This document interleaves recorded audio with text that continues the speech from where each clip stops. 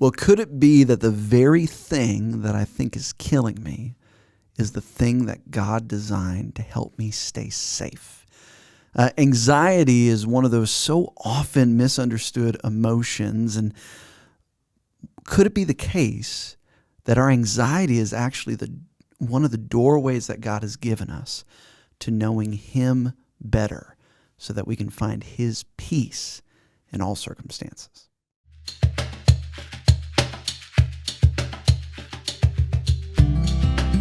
Recovery can be hard, but it's worth it. There is hope knowing we can find healing one step at a time with Jesus and healthy community. Whether you're struggling with a hurt or a hang-up or a habit, you're not alone. During this podcast, we share real stories, practical tools, and powerful truths that inspire you to keep moving forward. No matter where you are on your journey, there's hope ahead. So stick with us as we walk this path together through Celebrate Recovery.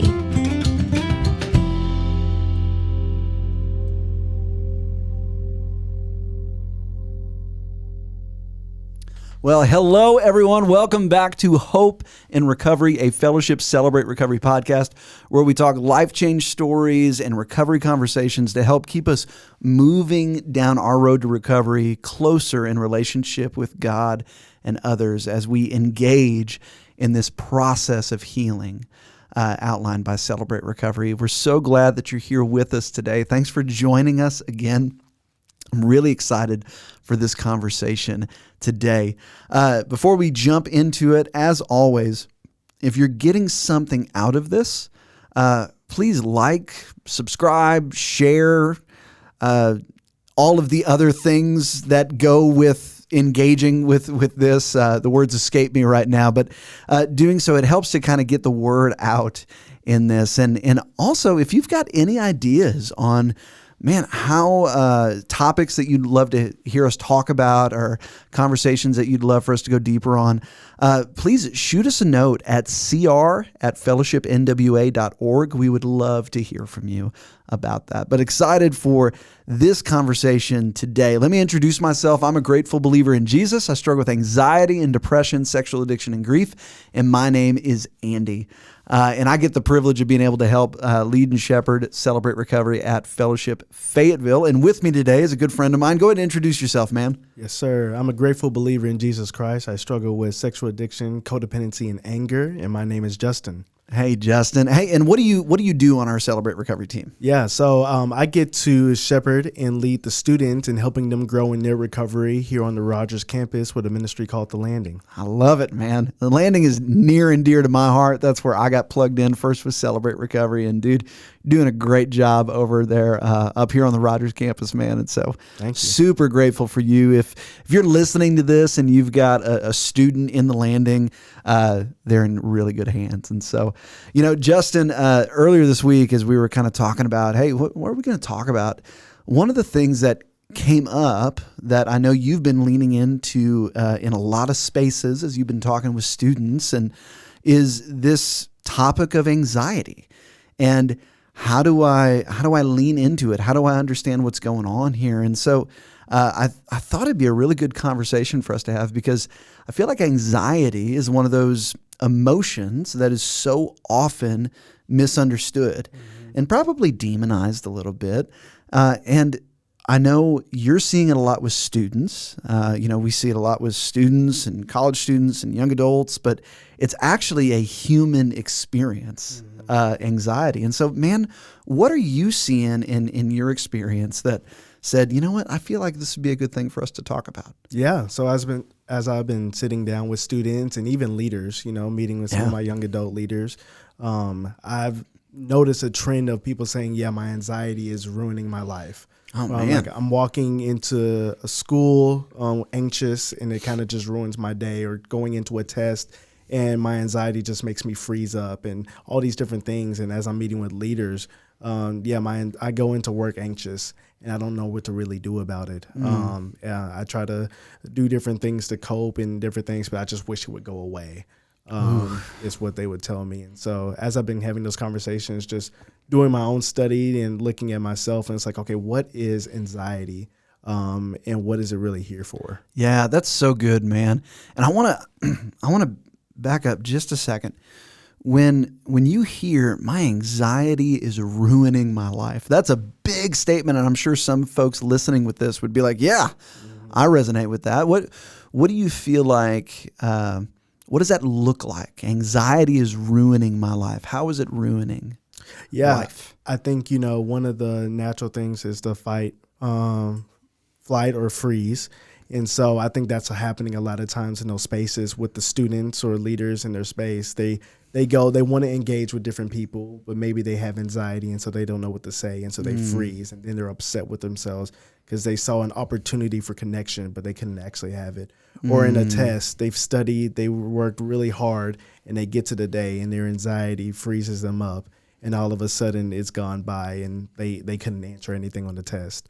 There's just like a lot of situations where the person wants to do the thing, but they feel like that anxiety is getting in the way of doing what they want to do. Yeah, that's so good, man. So I'm hearing test anxiety, I'm hearing social anxiety, but overall just this crippling feeling that feels like I'm trying to engage in situations, but this is shutting me down. Mm-hmm.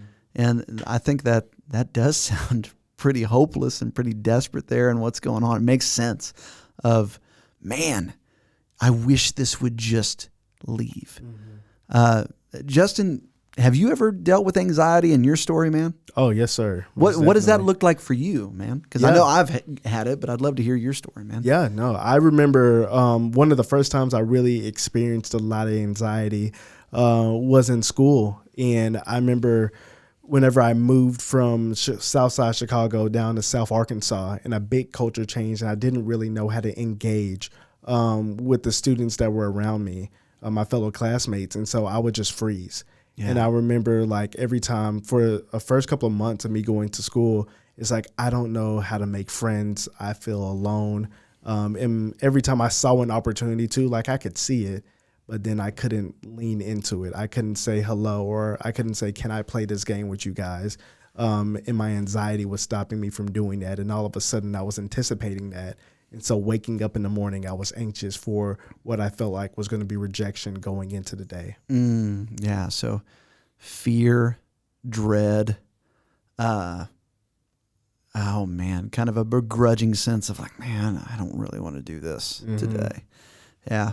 That's interesting, man. That's a pretty common experience of anxiety. I know for me, it's been, just a lot of dread going into hard conversations, or a lot of fear of like, oh man, this person wants to talk, and so I'm starting to kind of catastrophize in my thinking, and what's this is going to happen, and this is going to happen, and then I'm going to lose everyone, and my life is going to be ruined. Those kind of hard trains of thought that feel like it's really hard to reel back in. And I think what a really good place to start is, because I think even as we say that, people hearing this probably have felt that at times. And of course, I've had panic attacks in my life too, where it just kind of feels like I'm just super overwhelmed and I don't know what to do. And then sometimes it also feels like it shuts me down. But man, how would you explain anxiety? What is anxiety at its most base level? Yeah, I would say anxiety is a feeling that God gave us, and it works as an alarm system for whenever we don't feel safe. So whether that's socially, emotionally, or physically, there's something going around that's threatening that safety. Anxiety is going to ring some bells and let you know, hey, you're in danger. We need to change something. Yeah, that's so good, man. Like anxiety, it's a God-given emotion. The body's alarm system. I think that's so good to be aware of that, because I think like so often, and maybe you've ran into this too and thought about this, I think like one of the myths that comes around with anxiety is that, man, anxiety is never a healthy thing. Anxiety, it's unhealthy, and so let's get rid of it at all costs. And anxiety as itself is also, maybe if I struggle with anxiety, then maybe I'm not a good Christian. Or anxiety is just this problem that needs to be eliminated. But what I hear you saying is that it's a God-given emotion, which means that it's a gift. Mm-hmm. And so how is anxiety a gift, man? You mentioned the alarm system. Yeah, I mean, similar to a fire alarm in a house. If there's a fire in the house and the fire alarm lets you know, that means it was a gift to you, because all of a sudden you're aware of something that's dangerous and it's going to end up hurting you in the first place. And so it's like, if I run out into a street of traffic, I hope my anxiety goes up because I'm in physical danger. You know what I'm saying? And so I would say that in those different ways, like anxiety clues us in to something that's happening in our environment that may not be healthy. Ooh. Anxiety clues us in to something in our environment that may not be healthy. Mm-hmm. That's a really good succinct way to put it. It clues us into something going on in our environment. And so I want to break that part down real quick. Yeah. Anxiety is an emotion. Oftentimes when we think about emotions, we think about how we are organizing what we're feeling. I feel happy. I feel sad. I feel anxious is a good way to put it. Mm-hmm. But emotion, it's important to know this, emotion, before we get to the point of organizing it as a feeling, it's actually a physiological response to outside stimuli. Mm-hmm. And so, Justin, let me ask you, when you feel anxious, where do you feel it in your body? I oftentimes feel it in my chest. Yeah, chest me will too. Get tight. Yeah, me too. When you feel that tightening in your chest, when I feel that tightening in my chest, for some, I know for my wife, she feels her throat getting tight. Some people, their shoulders. Some people just feel their blood pressure. Oftentimes, we feel that way quicker than we actually cognitively understand what's going on. Our body comes alive before our brain catches up, because just even like our body's like reflexive, like emotional system is quicker than our cognitive brain. Mm-hmm. Here's a great example. Have you ever stepped out of your backyard, out of your back door into your backyard and seen a garden hose? Yeah. Yeah. Out of the corner of your eye? What did you think it was? A snake. Yeah. Every time. Yeah. Yeah. Absolutely. Because our body is smart. That's actually a function of anxiety. Like our nervous system is scanning for real or perceived threats. Mm-hmm. And that's the second part of what you said. It's something that clues us in to something in our environment. So it's a response to an outside stimuli that may be unhealthy. Mm-hmm. So it can be a real, actual threat. Yeah. When I am, I went hiking up in Montana recently, and I was hiking around the woods, and I didn't see a bear in the woods, but I thought I heard one. Like, that's a real threat where I'm at there. And so, like, thank God that I can feel anxiety and I can feel some fear even, because bears are not furry tractors and I can't ride them. They will kill me. Yes, and most so, certainly. And so just like the same walking out of my back door and seeing a garden hose, that looks like a snake right at first blush. And like my heart rate goes up. I'm like, what is that? Mm-hmm. Oh, it's a garden hose. My brain, it was real or perceived, but my body was reacting before my brain could understand what that was. Mm. And so anxiety is much in the same way. And so it's a good thing that we have anxiety, right? Yes. Yeah. Most definitely. Yeah. And so anxiety is actually a God-given gift. Mm-hmm. And it's a good thing that we have it. If we didn't have anxiety, if we weren't able to feel anxiety, we wouldn't, like, it would have a serious dampening on our ability to survive and go throughout the world. Yeah. Yeah. Yes, for sure. Yeah, man. So when do you feel like anxiety gets to be unhealthy?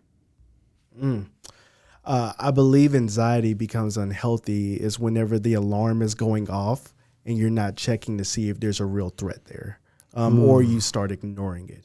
And so a situation where I feel like I've received trauma from a past friend group and they've hurt me, my trust was broken. And then I have these new set of people that are trustworthy people. But my alarm system's going off because I've been hurt in the past. And so my body is receiving the threat of danger, right? These are new people. They'll hurt you just like the old ones will. If I'm not checking that alarm to actually see if there's danger, like if I don't actually take an honest look at my friends and their character and who they are, then I might risk severing that connection, that healthy connection, because of my anxiety that was ringing an alarm, but there was no threat there. Yeah, that's so good, man. I heard somebody say you articulated it so well. It's like when I ignore the fact that the alarm's going off. Like it would be so silly of me if my fire alarm's going off and all I do is just try to tape one of the couch cushions over it. Like that, why would I do that? Like the alarm's going off. What is the purpose of the alarm? It's saying, hey, either the house is on fire or the pizza in the oven is burning, but something needs your attention. Yep. That's so good, man. And so ignoring the alarm, what does that normally look like for you, man? Oh, that's great. Ignoring the alarm usually looks like for me going to the next task, not taking time, whether it's throughout the day, beginning or ending of the day, to process what's already been done. And so I know for me, if I'm feeling anxious, it usually didn't happen within the last 10 minutes. It usually happened over days, maybe weeks of something that I just wasn't checking. So for me, I'll run to food sometimes. If I feel anxious, and I grew up with food insecurities, and so I would look at that physical bucket and say, oh, I must be hungry. When the reality is I'm emotionally drained, or I feel like my social life is not where I think it should be. But I try to solve it with food, and that's not the right answer. I'm not looking at the right spots for the danger. That is so good, man. I think for me, I think about like it seems so silly, but like sometimes there's times in life where I'm like, I feel that there's something wrong with me, but I've got too much to deal with this. Yeah. Like I've got kids that got to get up in the morning. I got to get to work. I've got, bills that need to be paid. Dinner needs to be made. Like I don't have time to deal with this right now. Yeah. And what happens whenever you feel like you hold your anxiety in too long, man? Yeah. Eventually I'm going to shut down, right? Yeah. Someone sitting in a house with a fire alarm perpetually going off, you're going to go crazy sooner or later. You can't watch your TV shows and have the fire alarm going off in the background. And so for me personally, whenever I ignore that anxiety a lot, then it shows up in my relationships. Whether that's with my wife and I'm just not showing up emotionally like I should because I'm anxious about something else. My mind is often in the spot where it's not supposed to be if that alarm is still going off. Yeah, that's so good, man. It keeps me from living in the present here because I'm so worried about this other thing that's brewing in the background. I've also heard it said that sometimes panic attacks can be a result of me trying to shove my body's alarm signal down. Mm-hmm. And if I do that long enough, eventually my body's going to rebel against me and go, no, Andy, you are going to listen to me. Mm-hmm. And like, we got to stop and look at this. Yeah. And sometimes that's what that is. And so that's so good, man. Our anxiety can be hijacked really easily. Yeah. And I know sometimes for me as well, it's running to unhealthy coping mechanisms and all of that stuff as well. And so, man, I just realized we actually have to go to our break real quick. This is such a good conversation, but there's a lot that can be said about it. But let's go ahead and hit our break. And when we come back, let's talk about what does it look like to actually lean in to our anxiety if we feel like it's keeping us stuck. We'll be right back. Yeah. Hey friends, when you go to a local Celebrate Recovery, you're sure to find a few common things. First, you'll find loving people, fellow strugglers who won't judge you or try to fix you. Second, you'll find people who have experienced healing from their hurts, hangups, and habits in CR through the power of Jesus Christ. Next, you'll find a safe place to share what's going on in your life and hear from the experience of others. Most importantly, you'll find a place where you can connect with Jesus and others and find healing from your life's issues. No one has to go through recovery alone. Every Friday night, we have our Celebrate Recovery meetings at Fellowship Fayetteville and Fellowship Rogers. At 6 p.m., we have a great meal for connection with other recovery brothers and sisters, followed by open share groups at 8. Same schedule on both campuses. Different teachers, different worship teams, but the same great experience. We'd love for you to join us this Friday night. It's never too late to start or start over again. For more information, go to fellowshipcr.org. All right. Hey, we're back having a great conversation on the God-given emotion of anxiety. And Justin, I'm loving your insight in all of this. Kind of before the break, talking a little bit about, hey, what does it look like to have our anxiety hijacked? Mm-hmm. What is anxiety? How have you been seeing that in people's lives?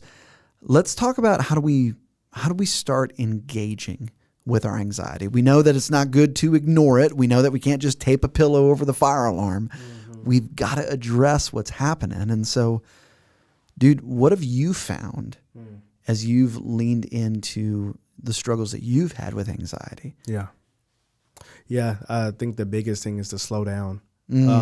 Anxiety causes us to slow down, and you talked about it before the break, but it's like there's so many things to do.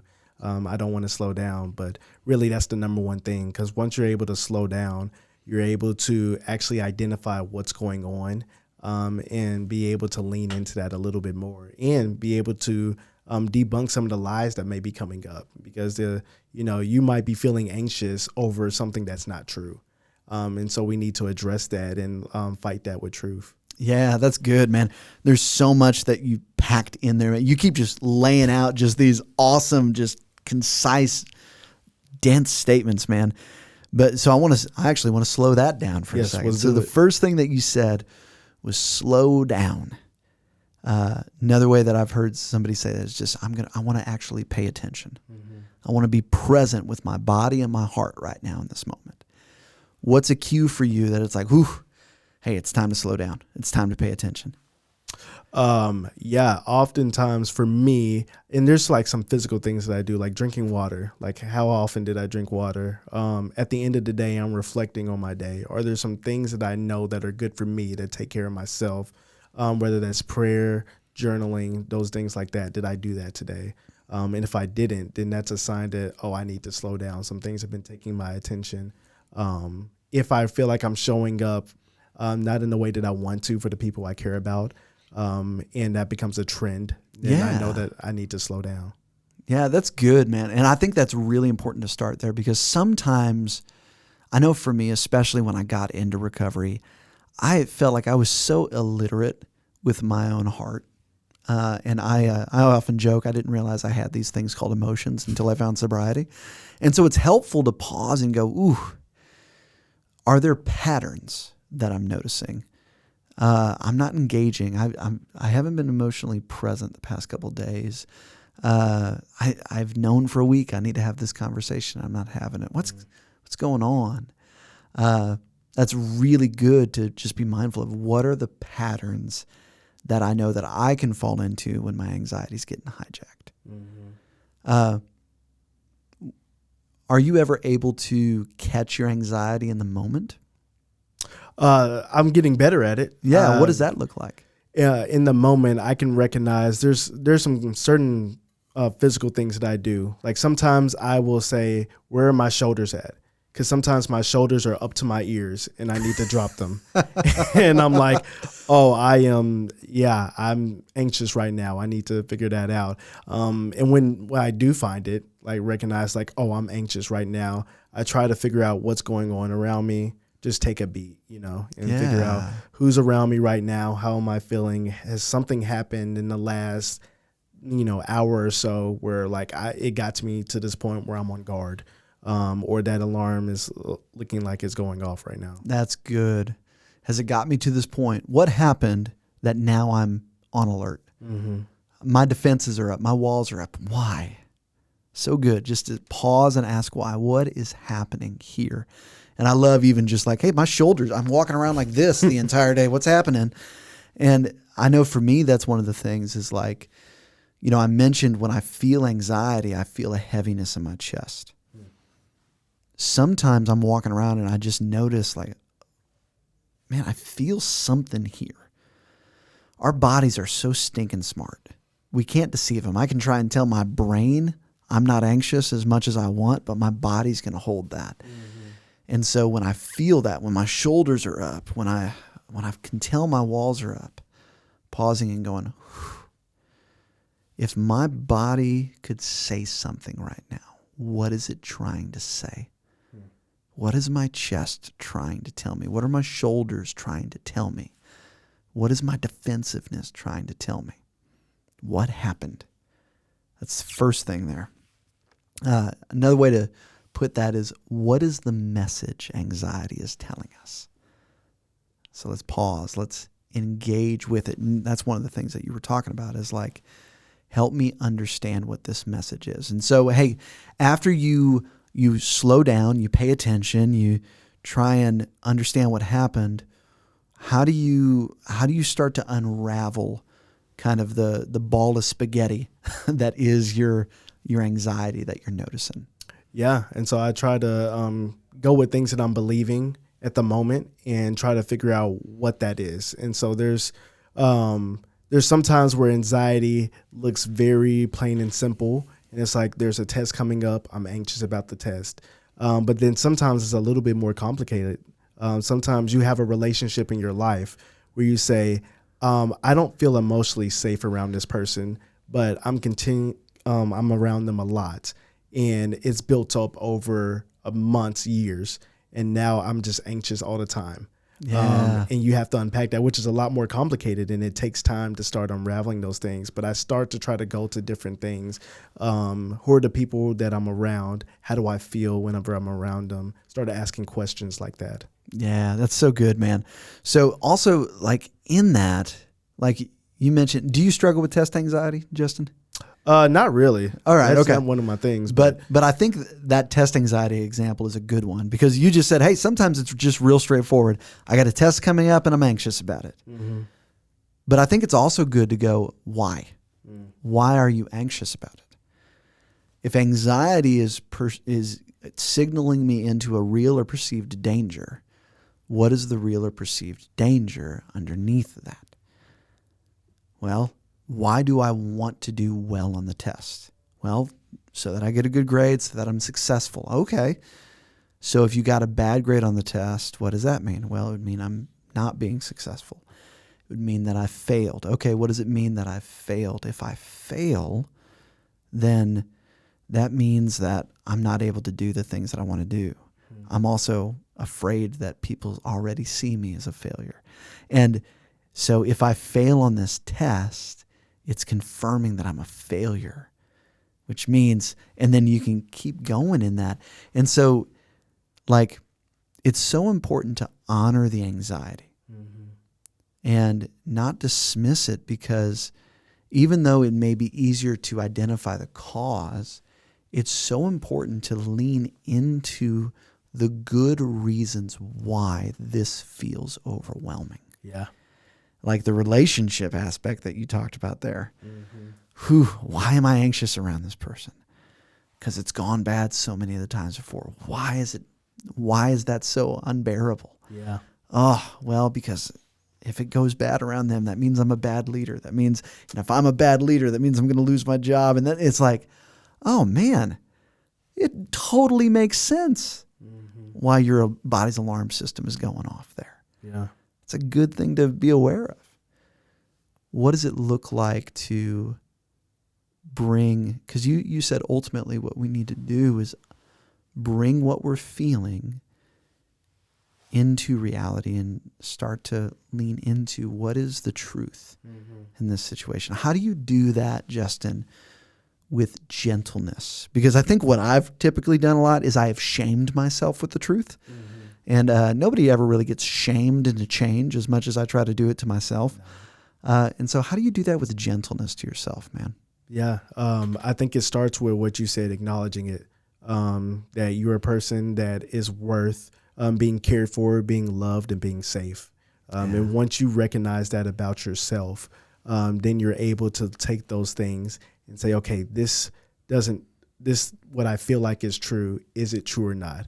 And what are the things that I'm basing it off of? At Celebrate Recovery, we base our truth off the Bible.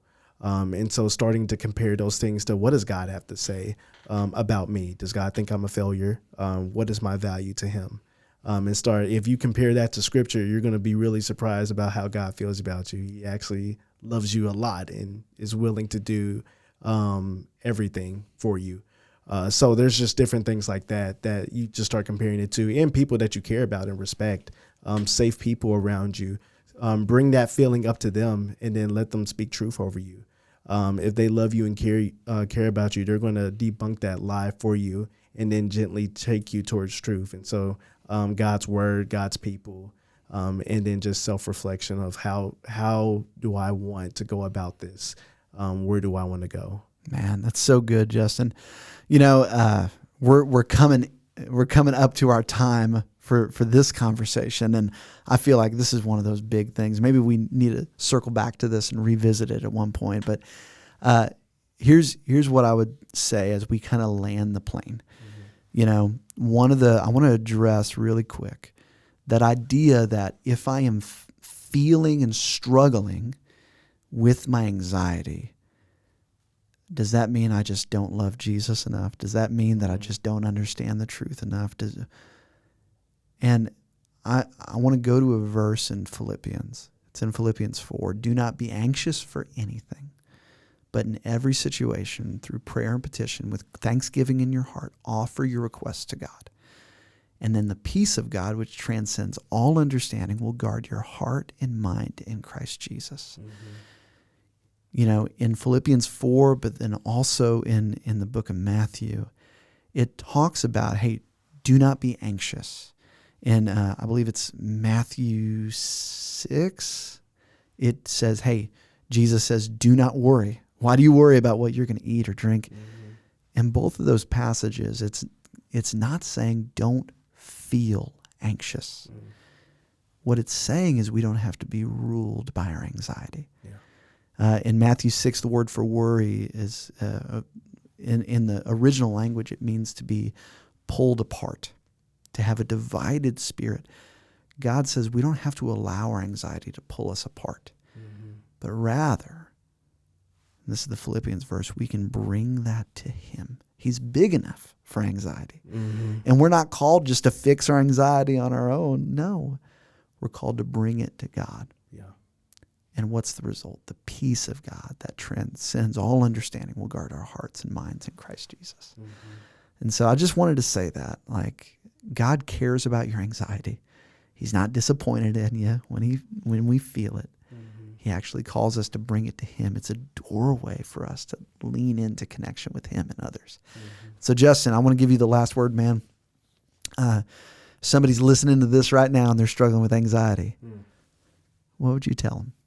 I would tell them to lean in, to slow down, and to bring yourself around people that you trust and that you care about, to speak into some of those things, unpack it with them, and then watch how God works on that. God isn't mad or upset that you feel anxious. He actually uses that to bring you closer to him. When we feel unsafe, he's calling us closer to him. So just lean into that. Yeah, that's so good, man. Well, hey, we're going to go ahead and land the plane right there. And I want to tell you, if you're looking for maybe some additional conversations on this topic of anxiety, I want to encourage you to take a look at some of our past episodes. I think Rodney did a couple with a local counselor here in this area. It's excellent ones. And so you'll have to look back. It's probably before episode 100, but take a look at those. Those are so good. But if you're listening to this and you're struggling, we want you to know you're not alone. There is a safe place where you are more than welcome to bring your burdens, your fears, your worries, your anxieties, and find a place where you can be pointed towards connection and wholeness with our one and only true higher power, Jesus Christ. Every Friday night at 7 o'clock at Fellowship Rogers and Fellowship Fayetteville, we have Celebrate Recovery. We would love to see you there to get you plugged into a community that's there to hold you and help you as you walk through all of life's struggles.